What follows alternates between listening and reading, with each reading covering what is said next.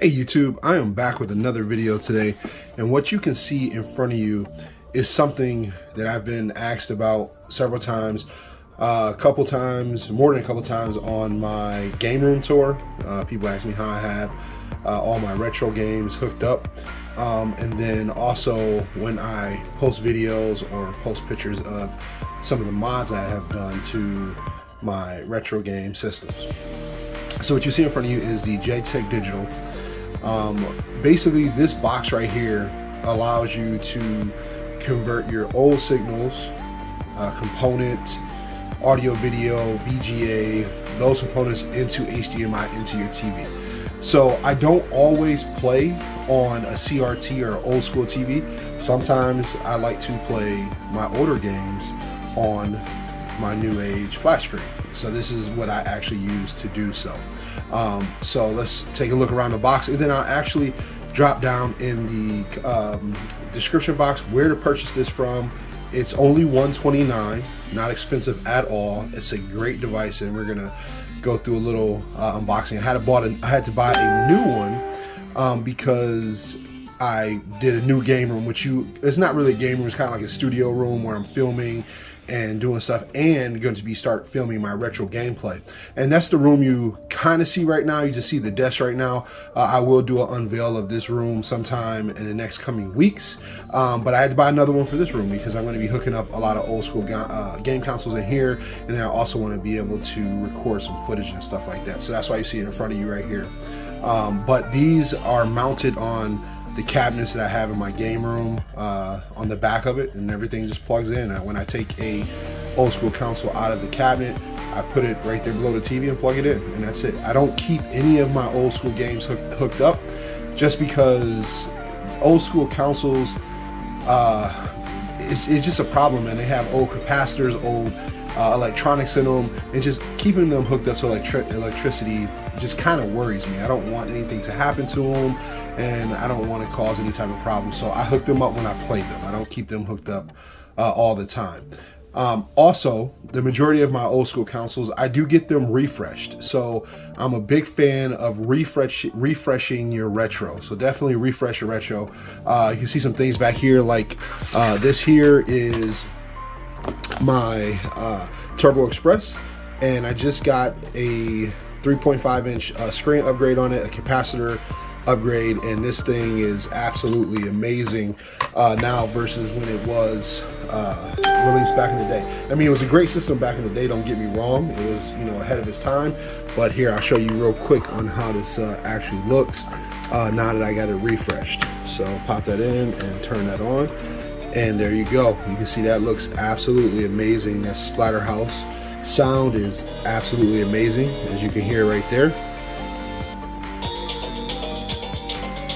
So I'm all about refreshing the retro, man. So turn that off real quick. So definitely refresh your retro. I got a couple people that I deal with when getting mods done, getting capacitor stuff done.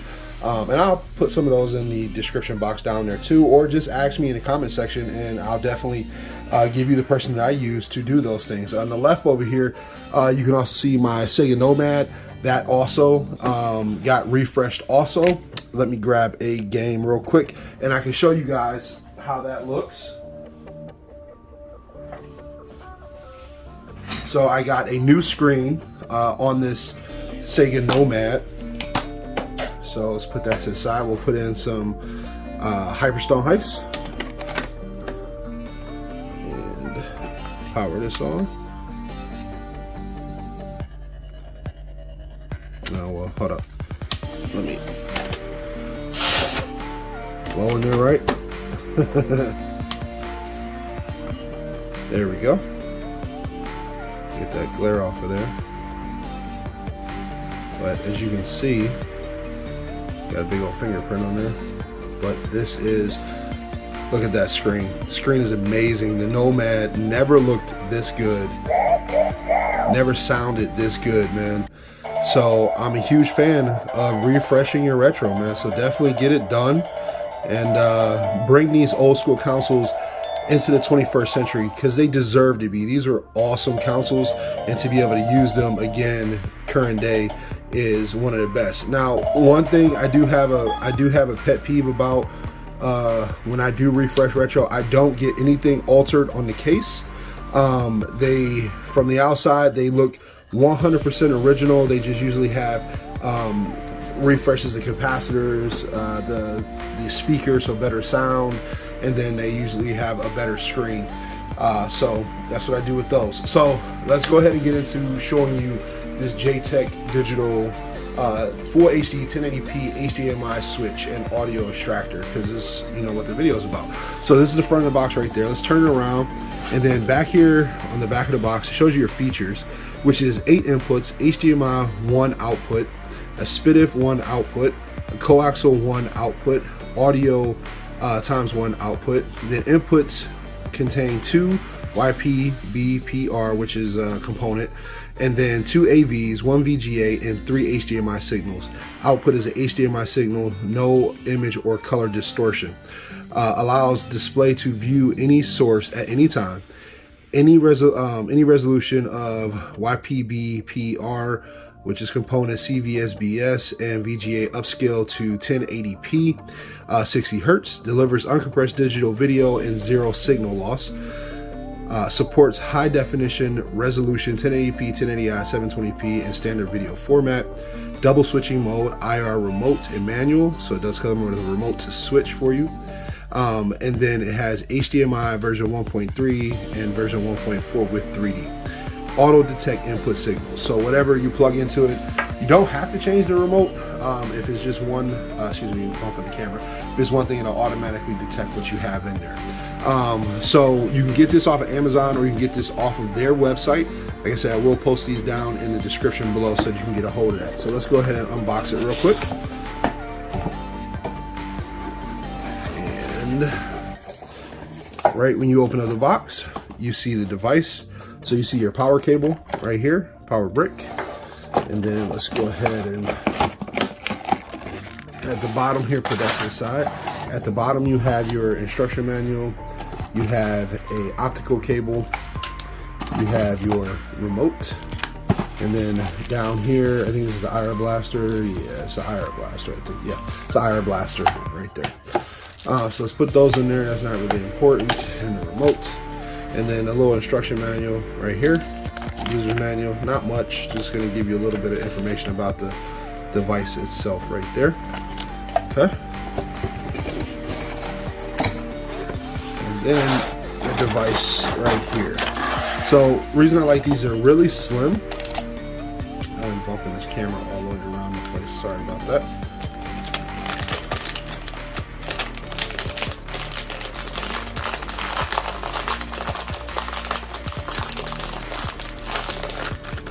Let's go ahead and slide this out. Really slim device, and they mount really easy onto the back of my cabinet. So that's the back right there.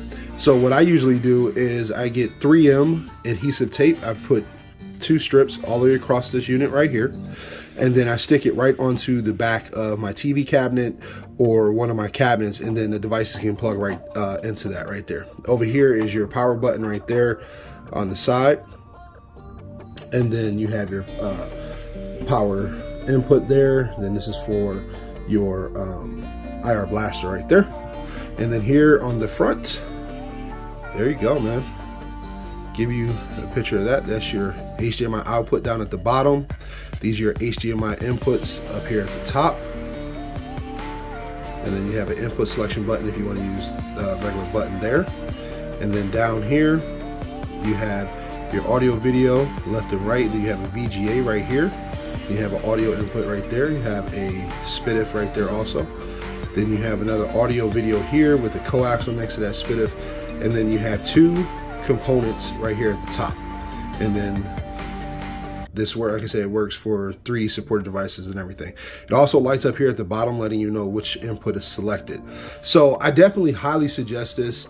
It's very minimal. You can see in my hand how big this thing is. Obviously I have a big hand, but not that big. It's not big at all. Doesn't take up a lot of space, and it does definitely work to hook up your old school consoles to a new age flat screen, if that's, you know, what you want to do. A lot of people like to play on a CRT, had those scan lines and all those type of things.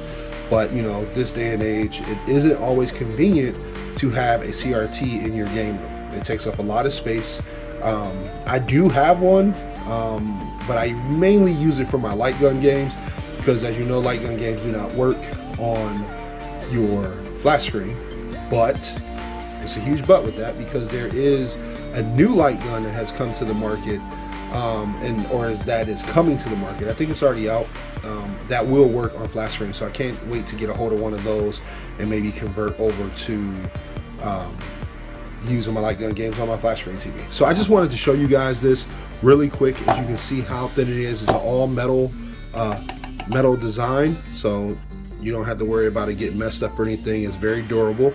I have about 4 of these. This would be my 4th one now, so I have 3 others of this right here, and I do use them, and I just wanted to share with you guys and show you exactly what this is and what it does, so that you may have another option, a less expensive option, to be able to hook your retro games up to your new HTV. There are other ways with SCART cables and all this other stuff, man, that you can do it with, but this right here gives you a lot of outputs, a lot of inputs, well, one output for the TV, but a lot of inputs, so that you can have everything hooked up at one time and then use your remote to switch it from, you know, input to input.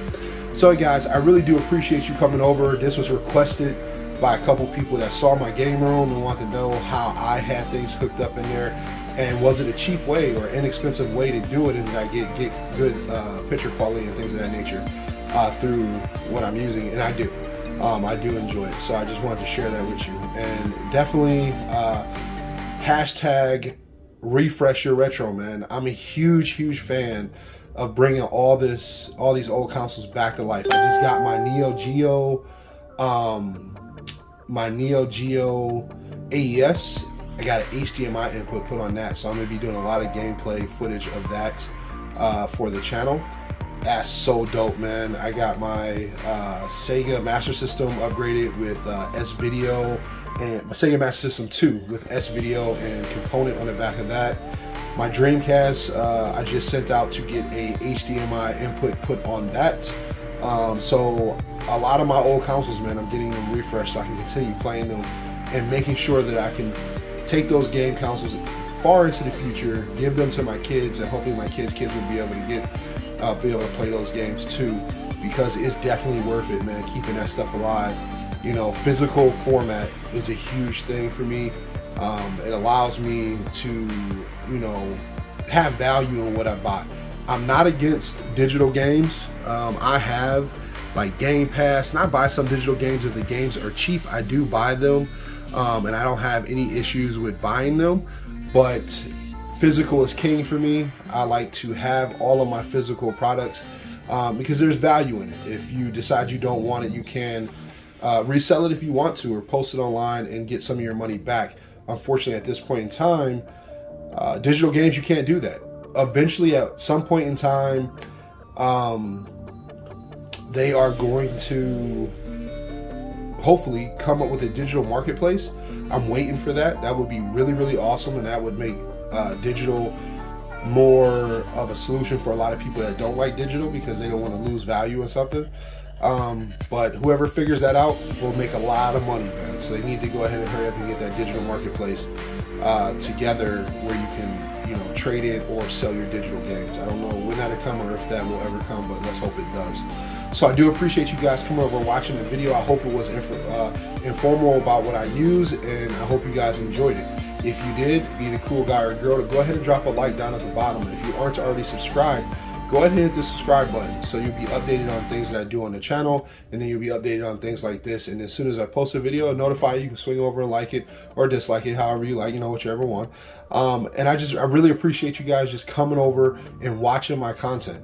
You know, however you feel about the content, I just appreciate you taking the time out of your day and coming and watching my content, because there's millions and millions of people on YouTube. But for whatever reason, you found my corner of YouTube and you decided to watch my content. So I appreciate that. All right, guys, I'll see you on the next video. Have a great one.